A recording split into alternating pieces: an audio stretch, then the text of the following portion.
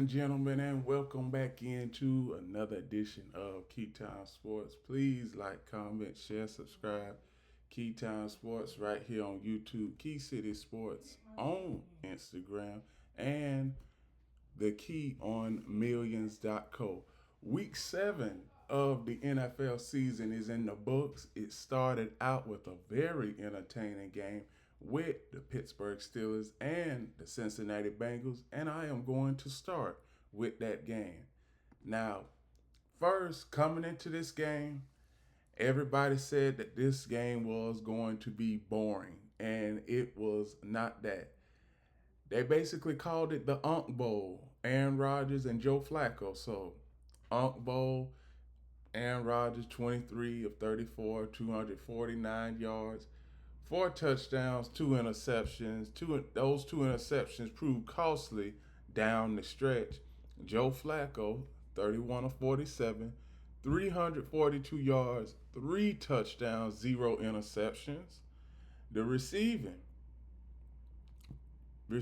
they had everybody had a good game. Jamar Chase, he had 16 receptions for 161 yards, a franchise record and a career high. Now, when we get to the outlook for both of these teams, the Bengals are 3-4. Their next game, they have the Jets, which I think that they'll be able to win that game. And the Steelers, the next game they have is the Packers. But now we see where third down efficiency, nobody, and I do mean nobody, as far as defense, could get off the field in this game. You had the Steelers 7 of 10 on third down. You had the Bengals 7 of 14 on third down. So if you liked offense, this was the game for you. And like I've always been saying, when it comes to division games, it does not matter what the records are, what the odds are. It comes down to what we are going to see on the field. And what we saw on the field was we saw a team that had a couple of plays go in their favor with the Bengals, and the Steelers pretty much squander a golden opportunity to go up at least 2.5 games on everybody in the division. So, very entertaining game. That's all I have to say for the Pittsburgh Steelers and the Cincinnati Bengals. Very, very good game. The next game I'm going to cover is the Sunday morning football game. The Los Angeles Rams and the Jacksonville Jaguars. Jaguars didn't look too great. You had Trevor Lawrence, 23 of 48, 296 yards, 1 touchdown, 0 interceptions. Matthew Stafford, 21 of 33, 182 yards, 5 touchdowns, 0 interceptions. He had a good day. Now, one thing I can say about how this game started. The Jaguars, they had a chance at getting a first down on the very first play. But Trevor, he looked off his wide receiver and took the check down. Now, we all know that the Jaguars, the last couple of years, they've started off great and then they just fall into a slide. And I hope that they are not falling into a slide. I hope so. But it's not looking great on the offense. Since the Chiefs won, since the Jaguars won over the Chiefs, it has just been downright awful for the offense. You score 12 points versus the Seahawks, and then you score 7 points versus the Rams. They're going backwards. They're not improving. They are not going forward. So we look. Travis Etienne had 44 yards rushing for the Rams. Kyron Williams had 54 yards receiving. Cody Parkinson had three receptions for 47 yards. Travis Hunter finally cracked over 100 yards and had 1 touchdown. At the end of this game, I took away from this game, from it being a blowout, I took away as far as the Jaguars most drops in the NFL. They can't get out of their own way, because when it comes to the drops, then the penalties start coming, and then you are behind the change, 4th and 15, and first at second and you starting off at 2nd and 15, then 2nd and 20, and 3rd and 25, and all that. That's what it was like for the Jaguars in this game. Every time I seen it, they started off 1st and 10, then penalty, back it up 1st and 20 or 1st and 25. You can't keep doing that on a regular basis if you think that you are going to get to where you want to get to. Now, right now, the Colts are 2 games up on the Jaguars. Now, the Jaguars, they have to play the Colts 2 times in the final 4 weeks of the season. So it's very critical that the Jaguars get out of this and somehow start back to their winning ways. Start like you did at the start of the season, 3-1, 4-1. But all in all, and as far as the Rams are 5-2. There are quite a few teams that are 5-2 currently right now. The Rams just happen to be one of them.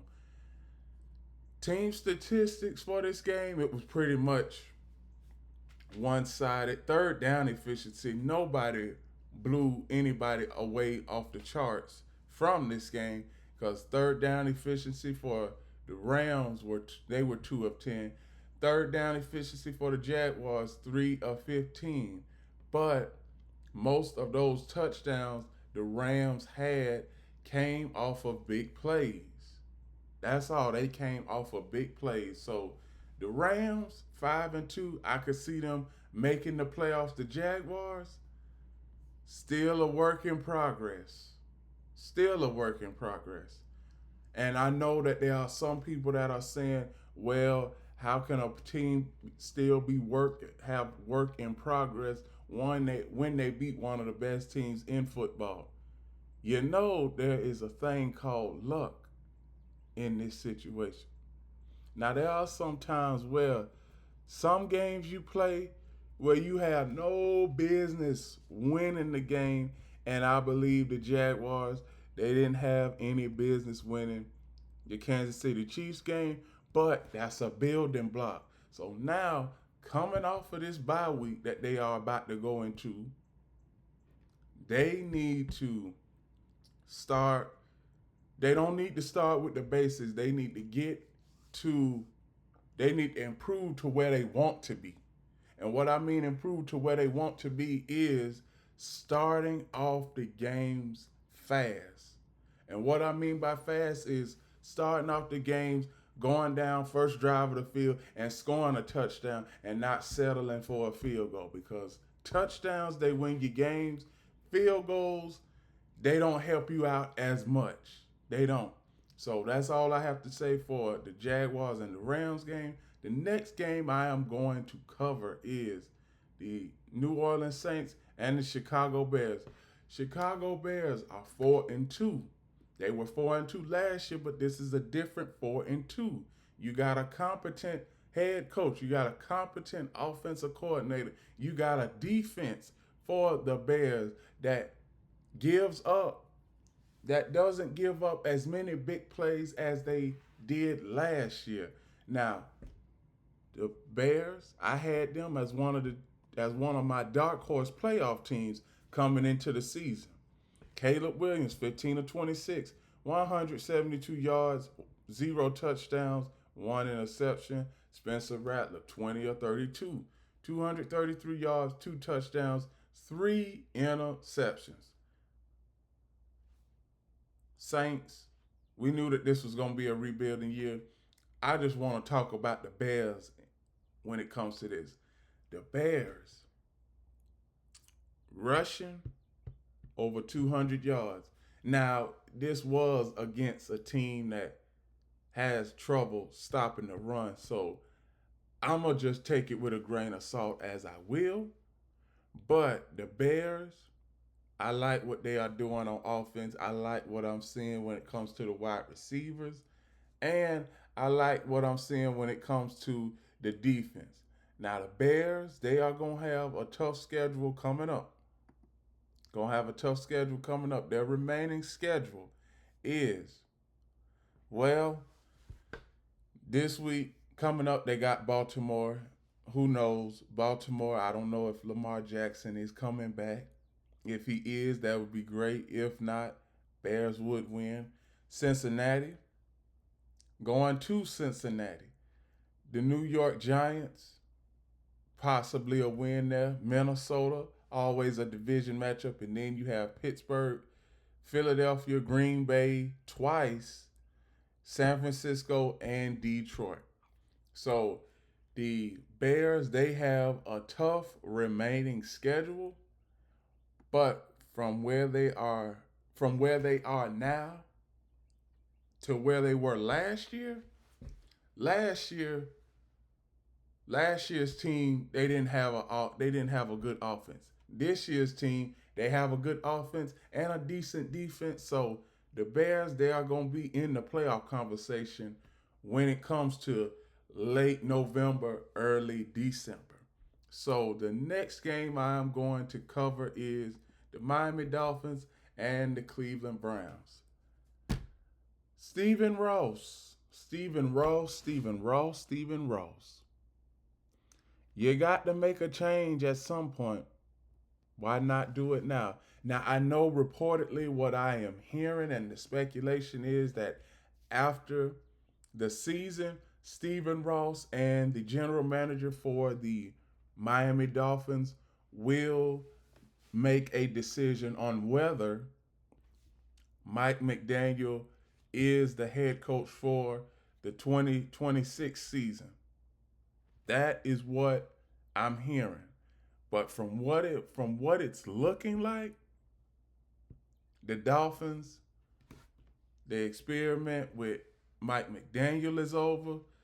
Tua, I believe Tua, he needs to be in another situation. He needs to be in another situation because offensively, offensively, Dolphins ain't hitting on nothing this year. Defensively, Dolphins haven't been hitting on nothing this year. Also, I believe when it comes to the team that Tua Tagovailoa would fit well for, and this is barring concussions and all that. Hopefully, he doesn't get injured or anything like that. I believe that Tua, he would be good with the New Orleans Saints. I believe he would be good with the New Orleans Saints because the New Orleans Saints, they are a dome team. He would never have to worry about, weather. If they play outside New Orleans, he'll have to worry about weather then. But with Tua, big question about Tua is injuries, concussions. Now, me, I like Tua. I like Tua. When he got drafted by the Dolphins, I was for Tua, and I still am for Tua. And it just seems like since those concussions have happened and everything with Miami and players not showing up and everybody trying to pay attention to detail and keep the main thing. And we know with excuse me, not Josh, but Mike McDaniel, he's trying to, I heard him yesterday. He said in the press conference, he hopes that the quarterback doesn't throw 10 interceptions. It's like you're the head coach. You have to give your players a pep talk. And it seems like what he is doing is just cracking jokes. Cracking jokes when everybody's job is on the line down in Miami. The Dolphins coming into this season, I already knew that their season was done. After week one, they had a players only meeting. I said, that is not good. And then it just seems like they've been on a losing streak, and the only win that they have got is against the Jets. But who are the Jets? I mean, we already know who the Jets is. We do. So Browns in this situation. Dylan Gabriel, 13 of 18, 116 yards, 0 touchdowns, 0 interceptions. Tua Tagovailoa, 12 of 23, 100 yards, 0 touchdowns, and 3 interceptions. Quinshawn Judkins, 25 carries, 84 yards. Devontae Achane, 13 carries, 82 yards. The Browns in this case, I kind of figured that the Browns was going to win this game because what did I say going into this game? The Dolphins, they cannot win in a cold climate. They can't go up north and win. And that is exactly why I said that the Browns would win this game. The Miami Dolphins, they haven't done themselves any favors. You got Mike McDaniel wearing sunglasses when it's overcast, and he's wearing hoodies now. So he's wearing hoodies. He's just trying to, he can't, you can't even mend the ship in this. You can't, because there's no improvement coming with this group when it comes to the Dolphins at all. Now, 1-6 can possibly be 1-7. They got Baltimore in a couple of weeks. That could possibly be 1-8, and we literally could be talking about the Dolphins as one of the worst teams, if not the worst team in the NFL. Now, it's a lot of teams. I believe the Jets, another team that's worse. The Browns credit, they just won over the Dolphins, but they are still, working out the kinks and a work in progress at the quarterback position because they can't get it right. So that's all I have to say about the Miami Dolphins and the Cleveland Browns. The next game I'm going to cover is the New England Patriots and the Tennessee Titans. Drake May, I like what I'm seeing. Drake May, 21 of 23, 222 yards, 2 touchdowns, 0 interceptions. When I looked at this game, Mike Vrabel should have never gotten fired from the Tennessee Titans. And once the Titans fired Mike Vrabel, I already said Mike Vrabel was going to New England. And this was before Bill Belichick got fired. So the Titans, I mean, Vrabel got you to the playoffs and then you fire him. The Patriots, dare I say it, the Patriots, they have by default the second best record in football. And the Colts, they have the best record in football at 6-1. But I know a lot of people say that the Colts, are they legit? Everybody, and I do mean everybody, when it comes to the Patriots, they are not saying that because they know what type of team, type of charisma they have. Mike Vrabel, he played with the Patriots, and he knows the type of structure that Robert Kraft wants. And we know that Mike Vrabel, he has the kind of structure that the players and the coaches can get encouragement and vibe off of in New England. So I believe New England, they are ahead of their time. Because I said either next season or the season after they would be able to make the playoffs. But this season, when it comes to their wins, they have beaten the Buffalo Bills. Just saying. The Patriots have beaten the Buffalo Bills. And also another team, let's say, Patriots have beaten the Buffalo Bills, and that is the only win. That's the only win that that that that speaks out to me, that's eye opening for the Patriots, because it seems like when it comes to the remaining part of the Patriots schedule, I mean, if Lamar Jackson doesn't come back for Baltimore, they might be okay. Because you got Cleveland coming up this week. Then you have Atlanta, Tampa. We all know what Tampa is about. Tampa Bay, they just lost. So I'm going to get to that later on in the show. But the Patriots, everything looks good. They are going to be in the playoffs by default.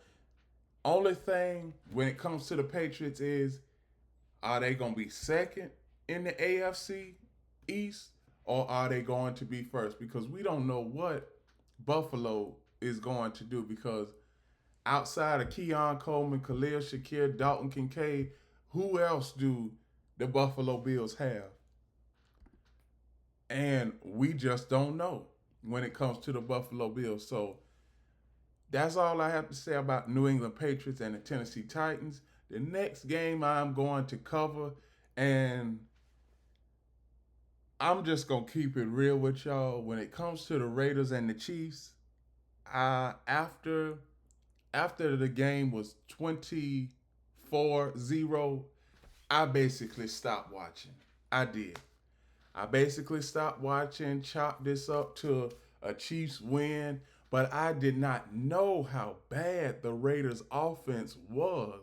Only thing I kept on seeing was a 0, but when you get to their statistics, this game was pretty much, it was on national television, and I don't know why. Because you got Geno Smith, 10 of 16, 67 yards. Patrick Mahomes, 26 of 35, 286 yards, 3 touchdowns, 0 interceptions. The rushing attack for the Raiders, 25 yards. This game was such a blowout that the Chiefs, they had as many points as the Raiders did first downs, 30. On top of that, the Chiefs in one quarter had 256 yards of total offense, and the Raiders only had 10. The Raiders only had 10 yards. These statistics, I mean, these statistics are awful. Awful. Third down efficiency, 0 of 7 for the Raiders. Third down efficiency for the Chiefs, 9 of 15. First downs, 30-3. Total plays. Total plays in this game. The Chiefs had 77 total plays, and the Raiders only had 30 plays.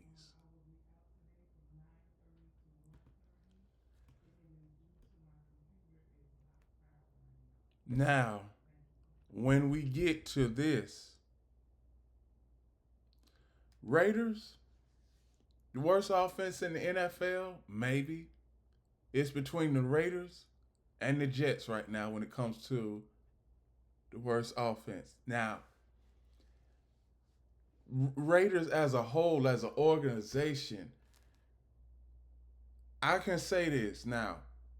We all know that the Raiders owner, Mark Davis, if Al Davis was alive, Al Davis, he would be cutting some players, and he would be firing some coaches right now, because 31-0, really? I mean, you couldn't even put up a field goal. Man, it's bad in Vegas right now. And another thing I want to do, I'm going to say this, and then I'm going to move on to the next game. Chip Kelly, he don't need to be in the NFL no more. He doesn't. Because Every time Chip Kelly has been in the NFL, he has ruined franchises. He ruined the Philadelphia Eagles 10 years ago. He ruined the San Francisco 49ers after that. Then he went out of college football, went with the Ohio State Buckeyes, won a championship, and then all of a sudden the Raiders found him. The Raiders got in contact with him, hired him as an offensive coordinator. Now he's back in the NFL, and you already saw early in the season where Ashton Genty, the type of lineup that Ashton Genty was in, he wasn't used to being in a 2-point stance at the running back position. No, Ashton Genty is used to standing up straight and looking at everything. But we already know that Chip Kelly, he likes to fix things that are not broken. He does, and the Raiders are in the same boat as the Cleveland Browns right now. Geno Smith, is he the answer at the quarterback position? Who knows? The Raiders front office, Mark Davis, they need to come up with a plan to get a good quarterback in there. That's what they need to do. Because Geno Smith, I don't know how long you can keep Geno Smith. I know Geno Smith, he has another season and a half on his contract, but Geno Smith, he might call his agent and say he want to be out. He want to be out of Vegas after the end of this season, because the Raiders, it seemed like it didn't pay their best to get up out of bed Sunday. The Raiders didn't even have the ball for 18 minutes. They didn't. The Chiefs had the ball for 42 minutes. The Raiders had the ball for 17 minutes, 52 seconds. I'm done talking about this game because I was going to show some clips of this game, but it would have been nothing but Chiefs highlights, and I got more entertaining games to cover than just the Raiders and the Chiefs. The next game I am going to cover is the Philadelphia Eagles and the Minnesota Vikings. Carson Wentz, 26 of 42, 313 yards, 0 touchdowns, 2 interceptions. Jalen Hurts, 19 of 23, 326 yards, 3 touchdowns, 0 interceptions. Philadelphia's rushing attack. Saquon Barkley, 18 carries, 44 yards. I mean, at least the Eagles are trying.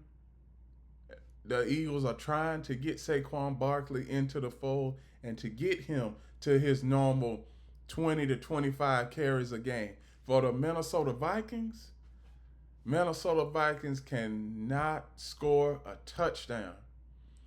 There were 4 possessions in this game where they settled for field goals, and that's what proved costly in this game, and that is the reason why they lost. Because think about it. 3 of those 4 possessions, if you score touchdowns, the Vikings, they won this game. They would have won this game. But since you settled for field goals and you settled for this and that, you've lost the game. Team statistics. 3rd down efficiency, the Eagles were awful. 3 of 10 on 3rd down. And the Eagles still managed to win this game. The Vikings, 7 of 15. But what have I always said? A team that is 3 of 10 or 3 for such and such in a game, they are supposed to lose. But Eagles scored touchdowns on big plays, and the Vikings settled for field goals. That's the reason why they lost this game. Minnesota, you're 3-3. What is it? Minnesota, every year, it seems like after the first couple of games of the season, you start off 3-0, 4-0, and all of a sudden, everybody's saying that the Vikings are a good team. They could be able to make it to the playoffs and make it to the NFC Championship game. But I keep on hearing that every year, and I'm saying, come talk to me when it's week 12, week 13. That is what I always tell people. Forget about the early season success. Who cares about what happens in week 3 and week 4? Because to me, those are just fill out weeks. You don't know what kind of team you have on tape until week 5, or excuse me, until week 6, week 7 gets here. That's what it's about. Now, we already know what kind of teams that we have on tape. We have a team on tape in the Vikings that's average. We got a team on tape in the Eagles that's got offensive bumps in the road right now, but they're working out the kinks here and there. See, when it comes to the Minnesota Vikings, the ceiling for the Minnesota Vikings is winning a playoff game, and the floor is not being in the playoffs. Not being in the playoffs. The next game I am going to cover is the Carolina Panthers and the New York Jets. This game was pretty much the worst game of week 7 in the NFL outside of that debacle at Arrowhead. Seemed like for about 55 minutes in this game, it seemed like both of these teams, they were trying not to mess up, and it seems like that the players for both teams, it seemed like they wasn't really enthusiastic about this game. You got Bryce Young, 15 of 25, 138 yards, 1 touchdown, 0 interceptions. Bryce Young did get injured. Tyrod Taylor, 10 of 22, 126 yards, 0 touchdowns, 2 interceptions. Justin Fields, 6 of 12, 46 yards, 0 touchdowns, 0 interceptions. It's hard, and I do mean it's hard to watch the New York Jets right now. And it was hard to watch this game in its entirety. It really was. I'm saying, as I was looking at this game, I'm saying to myself, I'm like, are both of these offenses that bad? Or is the defense just playing great today for both teams? Because there was one time I actually thought, well, I was going to give them the benefit of the doubt. I was going to pick the Jets in this game, and I'm happy that I didn't, because I don't see a game where the Jets can win. I just don't. I mean, the Jets' offense has been putrid. It has been. Now, the last 2 games the Jets have had, the Panthers and the Broncos, they had chances to win those games. And a lot of people can clearly say that the Jets, they had a chance to win on opening day versus the Steelers. But when you look at the remaining part of their schedule, it's hard for me to see a win somewhere, because everybody that's on the Jets' remaining schedule, all of them have, trouble with their offenses outside of the Patriots and the Buffalo Bills. Everybody else has trouble on their offense, but I still think, even though with those offensive deficiencies, I do believe that every opponent on the Jets' schedule can get a win over the Jets. I do. So the Jets, between a rock and a hard place, and if the Jets do go winless, they'll be the worst team in NFL history at 0-17. We already know about the 2 teams that went 0-16. 2008 Detroit Lions, the 2016 Cleveland Browns, but the Jets are just downright worse than both of those teams combined. I mean, at least the Lions and the Browns, they had good quarterback play during those games, during those seasons. But the Jets, it seemed like quarterback play has been bad, and Tyrod Taylor, he's been doing his best. Justin Fields, he's been doing his best. I mean, the Jets as a fan base, hey, they deserve better. Us as NFL spectators deserve better. Us as journalists deserve better because the NFL, the NFL is good when both New York teams are in the playoffs. When both New York teams are in the playoffs and both LA teams are in the playoffs, the NFL they already make money, but they're making more and more boo-hoos of money when you have both New York teams in the playoffs and both LA teams in the playoffs. Now, it's a guarantee, that we are going to have both LA teams in the playoffs when it comes to the Rams and the Chargers. But Jets and the Giants, I don't even know what to say about it anymore, whether it's a work in progress or or both front offices just don't know how to find good talent. Which leads right into the next game I'm going to cover, the New York Giants and the Denver Broncos. Now, congratulations to the Denver Broncos. You overcame a 26-0. Well, it was 19-0, and then it went to 26-8. So you overcame a 19-point deficit. Now, the Giants, they had their chances of winning this game, and most likely they should have won this game. Those extra points loomed large late in the game. But there's one thing that I can say. The Giants had no business losing this game. You could have been up. Now, I'm not going to say they could have been up by 26 in this game. They could have. But all of a sudden, it seems like the dam just broke in the fourth quarter.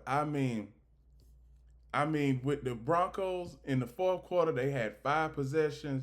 It was touchdown, touchdown, touchdown, touchdown, walk-off field goal.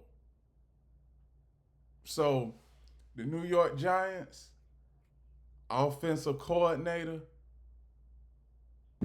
I'm placing the blame on him. Defensively, I don't know what the Giants were running. I honestly don't.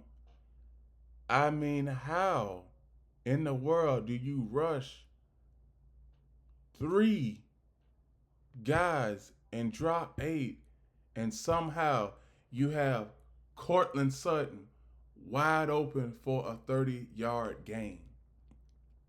I mean, it's 3 and you're dropping 8. So that should have never happened. And Giants, man.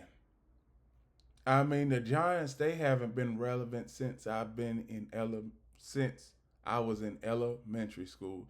That was the last time that the Giants were relevant. And here it is. Here it is. I'm almost in my mid-20s, and I'm saying to myself, one of the matriarchs of the NFL, one of the franchises that got the NFL up off the ground, is playing putrid football. Now, like I said, when it comes to the Giants, I like to give the Giants fans the benefit of the doubt, even though that I am a diehard Dallas Cowboy fan. It hurts me to see how far the Giants have fallen. Now, everybody, it was never about the quarterback in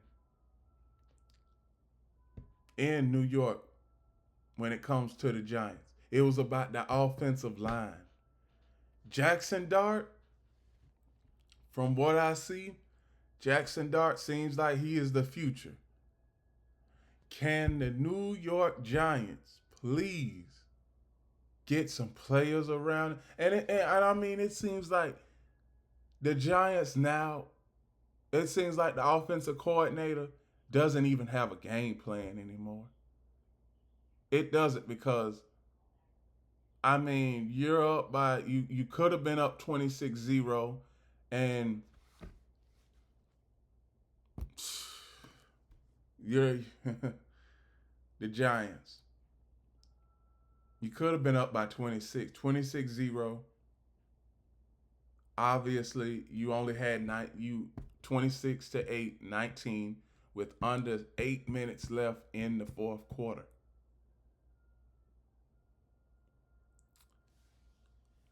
Brian Daboll, whew. No, not Brian Daboll. The offensive coordinator needs to be fired. No, the defensive coordinator. They need to start with the defensive coordinator and then trickle its way all the way down. Because if I'm a defensive coordinator and I got a 19-point lead and I just got 8 minutes left in the game and somehow I let my opponent score 33 unanswered points in a fourth quarter where they had a goose egg on the board at the start, I know I'm getting fired. And the Giants defensive coordinator, he should have been fired immediately. Immediately after getting back to New York. He should be.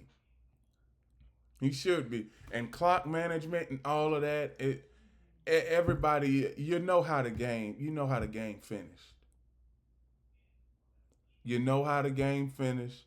So I'm not gonna take up anybody else's time when it comes to the Giants because we know that they are a bad organization, a horribly ran organization. John Mara, I don't know what John Mara has done since the time that I was in elementary when it came to the Giants. I mean, you knew when it came to the Giants, you knew that they would have you knew that it would be you would have trouble on your hands facing the Giants back in the day. But now, I mean, the Giants, they are just hard to watch. I mean, even before Halloween, it seems like for the last 8 years, before Halloween, it seems like the Giants have been out of playoff competition, and they are out of playoff competition now.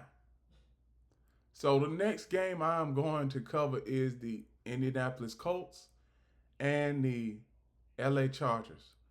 Indianapolis Colts, what can I say about them?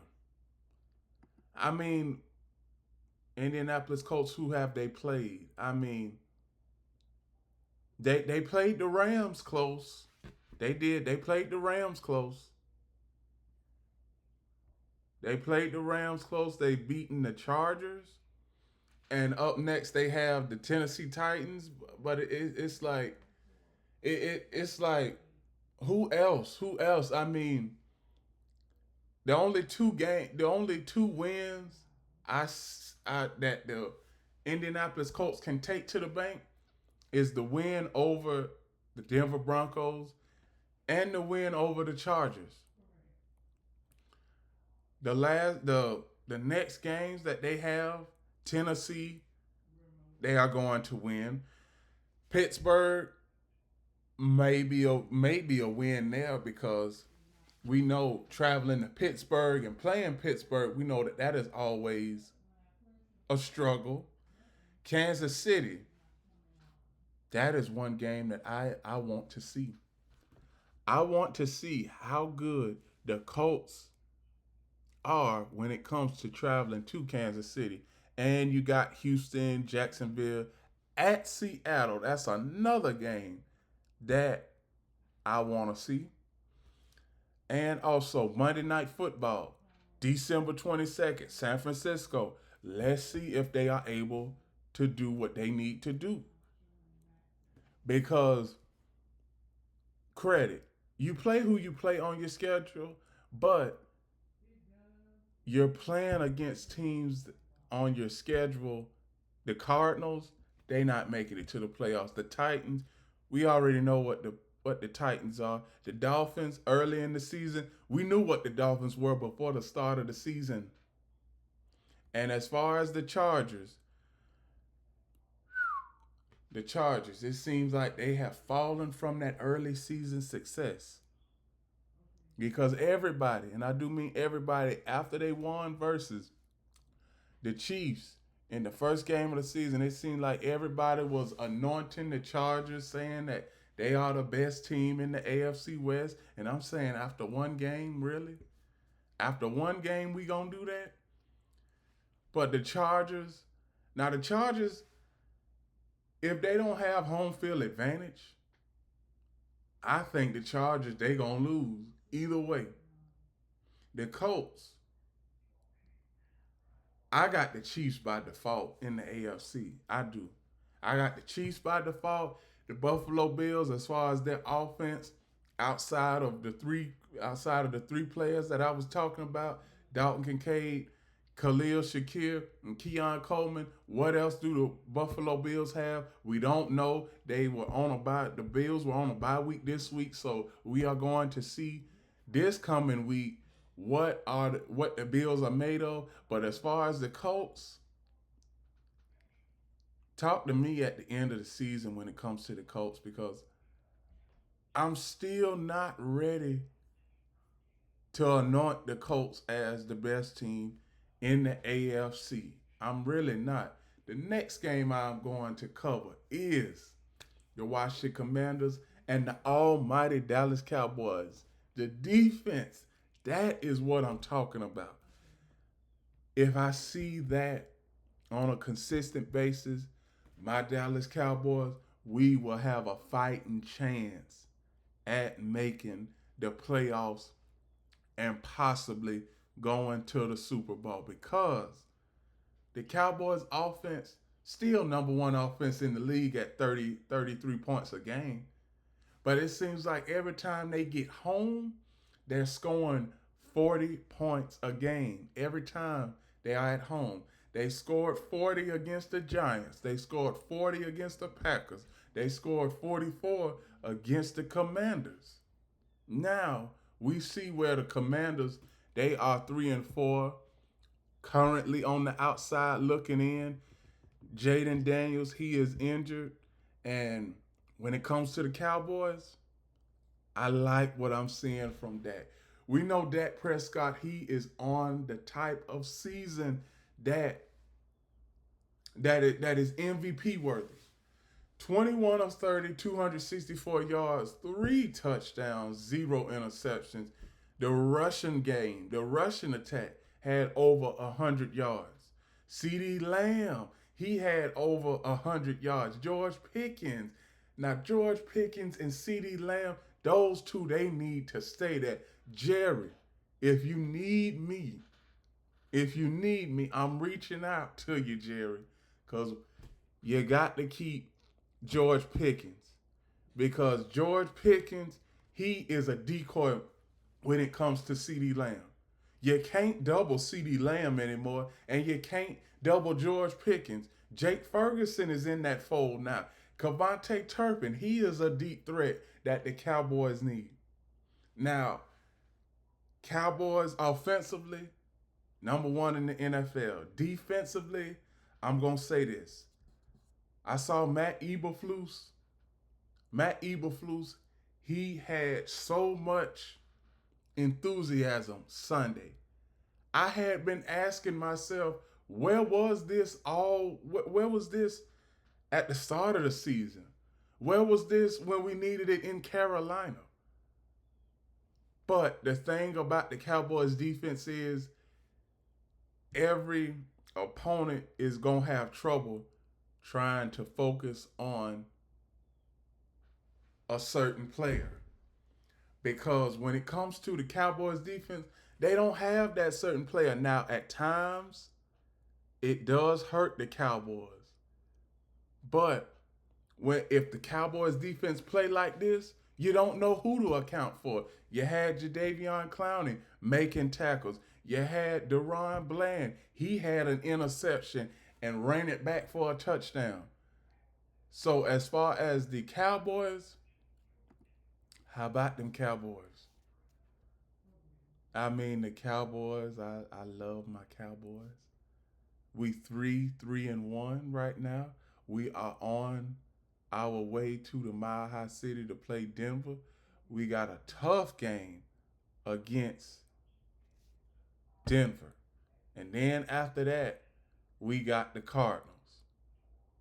Now, one thing I can say is Denver, we already know how good Denver's offense is. They scored 33 in the final quarter in that game Sunday versus the Giants.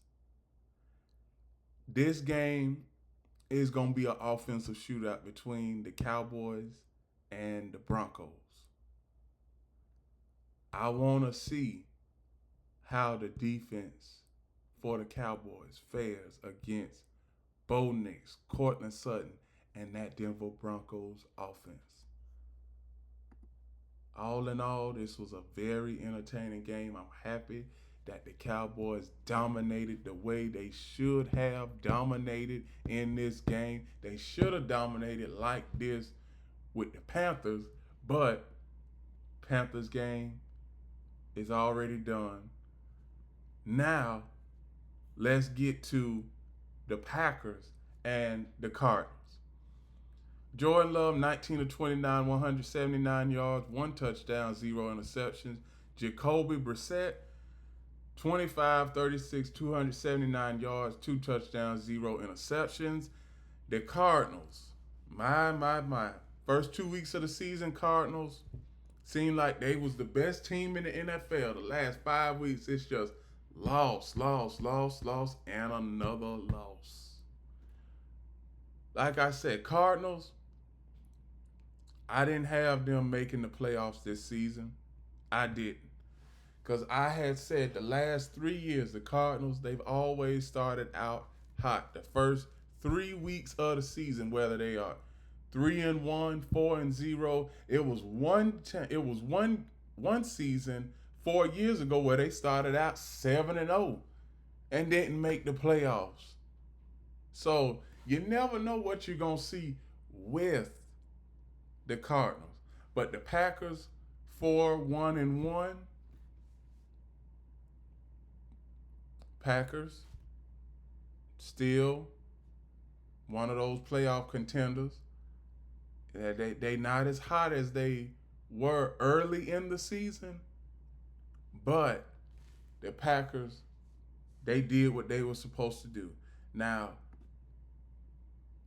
the Packers schedule, the remaining schedule of the Packers, we know that they got Pittsburgh coming up this week. Then they have Carolina, Philadelphia, Minnesota, Detroit, Chicago, all in a matter of 3 weeks back to back. Then you have Denver, Chicago again. In Chicago, you have Baltimore, and then you have Minnesota to finish out the season. Now, one thing I can say, the Packers, they have a decent team, and they have the kind of team that can make a playoff run. The question is, what is that defense now? Because if we looking at the defense, we take away the Lions game where they just surrendered 13 points. Then we look at the game versus the the Cowboys, where they allowed 40 points. Then we look at this game against the Cardinals, where they only allowed 23 points. So it's like the defense has been up and down. So we don't know consistently whether the Packers are a top 10 defense or a bottom 5 defense. We just don't know. But we are going to see in the next couple of weeks, and especially against their division rivals. The next game I'm going to cover is the Atlanta Falcons and the San Francisco 49ers. Now, San Francisco 49ers are 5-2. There are quite a few teams in the NFC who are 5-2. 49ers are one of them. Seahawks are one of them. The the Panthers are 3-4, but the Buccaneers are 5-2. The Lions are 5-2. There are so many teams that are crowded at the NFC. We don't know who is a definitive favorite. A lot of people are saying the Buccaneers, but the Buccaneers, they just lost last night. A lot of people saying the Seahawks, but they won last night over the Texans. I don't take much away from that. Then you have the 49ers. The 49ers, they've lost to the Seahawks and they've lost to the Rams. Correction, the Seahawks, they lost to the Jaguars and they lost to the Buccaneers. So you got a lot of teams in the NFC who are 5-2. You don't really know who is the number one team in the NFC. And we still don't know. We still don't know who the number one team is in the AFC. Even though the Colts had the best record, I'm not sold on the Colts. And to all the people who like the Colts and the Colts fan base, I'm sorry. I'm just not focused on y'all. It's been a while since the Colts have been in this position. It really has. The last time the Colts were in this position, 6-1, 7-1, they had Peyton Manning at the helm, and that was 2009. And we know how much time that has been since 2009 till now. Everything is new. We got AI in the fold and all of that. So, but back to the 49ers, Kyle Shanahan, good offensive coach. The top 4 offensive coaches in the NFL, and I know nobody is going to argue with me when I say this. Andy Reid, Sean McVay, Kyle Shanahan, and Sean Payton. That list, can't nobody argue with that list. So when I say that, when everybody looks at this and hears me say what I just said, ain't nobody gonna argue with that because offensively, Chiefs are a good team. Broncos are a good team. 49ers have a good offense. And the Rams certainly have a good offense because they just scored 35 points. And that's the second time this season where they've scored over 30 points. So 49ers, Mac Jones, 17-26, 152 yards, 0 touchdowns, 1 interception. The rushing attack for the 49ers, 174 yards. The rushing attack for the Falcons, 62 yards. Falcons, 3-3, still a work in progress. Raheem Morris, I don't know how long Raheem Morris has with the Falcons, but you keep losing games like this against top-notch competition in the NFL, and you are going to be fired quickly. You are. Now, team statistics, this was close throughout. Now, 49ers scored a late touchdown, and that pretty much ended the game. But there was a total of nine drives for both teams. And total yards, 324 to 292. So anybody could have won this game. Turnovers. 1 turnover for Atlanta, 1 turnover for the 49ers. This game was anybody's game, but if there's a game where I expect the Falcons to, pretty much sputter on offense, it would have been this game. It would have. Because the Falcons offense, Michael Penix Jr. is still a work in progress, America. This is his first full season as a starter. You got Kirk Cousins, but don't nobody want to start Kirk Cousins. He is just collecting his paycheck. That's all. He's collecting his paycheck. Now, the last two games of the week happened last night. You got the Tampa Bay Buccaneers and the Detroit Lions, Houston Texans, and the Seattle Seahawks. I'm gonna go through both of these games in its entirety. Jared Goff, 20 of 29, 241 yards, one touchdown, one interception. Baker Mayfield, 28 of 50, 228 yards, one touchdown, one interception. Rushing attack, Lions, 164 yards. Rushing attack, Buccaneers, 41 yards. This game was pretty much a blowout, and it felt like a blowout for a lot. I looked at this game, and when it was 21-9, it felt like it was 45-9. The way that the Lions were playing on defense, because Buccaneers couldn't do nothing on offense. The furthest that they got down the field in this game for the Buccaneers was the 37-yard line. 37-yard line. And on top of that, I know that there were some times where they got to the red zone, but the drive pretty much stalled. They only made it to the red zone once. Only made it to the red zone once, and that was early in the game. But outside of that, it seemed like it was just the 37-yard line for the Buccaneers, and it seemed like they were just kicking field goals and going for it on fourth down to try and keep up in the game. But the Detroit Lions, I knew the Detroit Lions was going to win this game after what they had happened the week before against Kansas City. So the Buccaneers are 5-2. The Lions are 5-2. The 49ers are 5-2. The Seattle Seahawks are 5-2. The Rams are 5-2. You got 5 teams in the NFC that are 5-2 and that are fighting, and also the Eagles are 5-2. So that's 6 teams that are 5-2 in the NFC that are trying to compete for the number 1 seed in the NFC. Now, this is very interesting because we've never had 6 teams in the NFL to have the exact same record after 7 weeks in the NFL in any conference. Any conference. So that just goes to show you that the final 8 games, the final 8 weeks of the season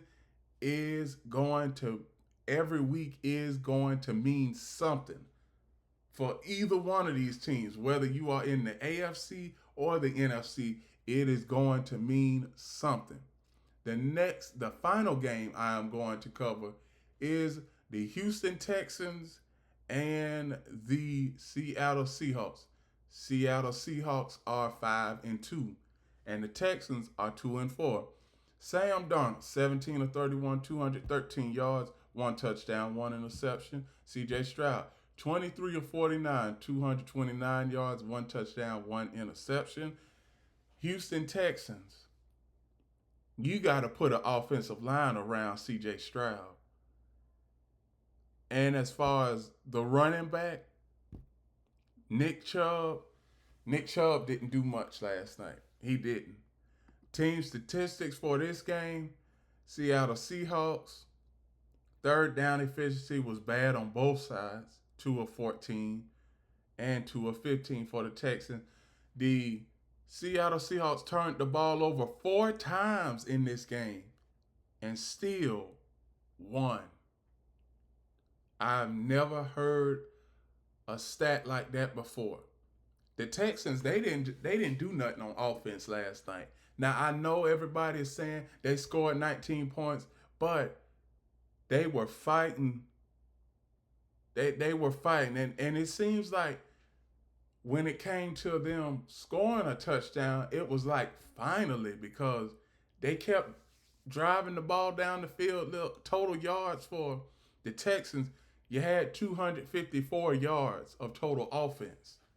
But in the first half, it seemed like they couldn't put three good plays together. Because first play, you had a sack. Second play, you had a fumble. Third play, CJ Stroud, he threw the ball out of bounds or his wide receiver dropped the ball. Now, penalties. Texans, they did not help themselves with penalties in this game. They had over 100 yards. They had over 100 yards in penalties. The Seahawks had 93 yards in penalties. All in all, this was a very sloppy game. It was a very sloppy game. And after I looked at this game, I pretty much went to sleep and I just said, I'm like, this game really wasn't exciting. It didn't come down to the last. It didn't come down to the last possible second. It didn't. Even though that the Texans were only down by 8 and they had a chance to tie the game up and score a touchdown, get a 2-point conversion, and send the game into overtime, I knew that wasn't going to happen. And with that, those are my reactions to week 7 of the NFL season in 2025. The Texans, you got to do better. The Seahawks, it's a crowded NFC. 6 teams are 5-2. Let's see what the final 8 weeks of the season. Let's see what the final 8 weeks of the season have in store for all of these teams. Please like, comment, share, subscribe to Keytime Sports right here on YouTube, Key City Sports on Instagram, and the Key on Millions.co. Please like, comment, share, subscribe to all of those platforms. And remember, everybody, one last thing. The key is always on time.